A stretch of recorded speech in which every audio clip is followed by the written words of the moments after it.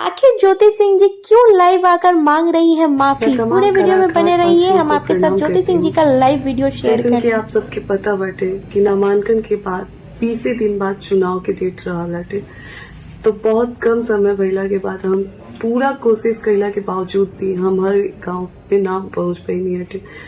गांव में वो मुमकिन भी ना रहला कहे कि गांव पूरा 300 से ऊपर गांव बाटे, तो हम मतलब पूरा कोशिश करने के बाद भी हम ना पहुंच पाई आप लोग के पास। वो खातिर हम आप सबसे हाथ जोड़ के क्षमा चाहते नहीं और हम आप सबसे कहना चाहते नहीं कि हम आप सबकी बेटी, आप सबके बहुत आते सबके उम्मीद पे कारागार से चुनाव लड़त नहीं,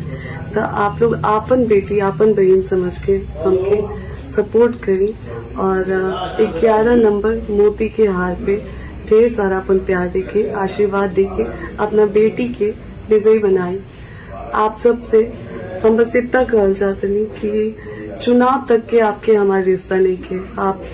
चुनाव 15 तारीख के बाद हो, हम जौन गांव हमरा से छूटल बाटे वो गांव में हम आके एक एक आदमी से मिलन, तब तक खातिर आप सबसे क्षमा मांगते नहीं और हम आपसे आग्रह करते नहीं कि आपन घर के बेटी आपन घर के बहू समझ के हमारी मदद करिए आप सब और हमरा के ढेर सारा प्यार और आशीर्वाद देके विजयी बने।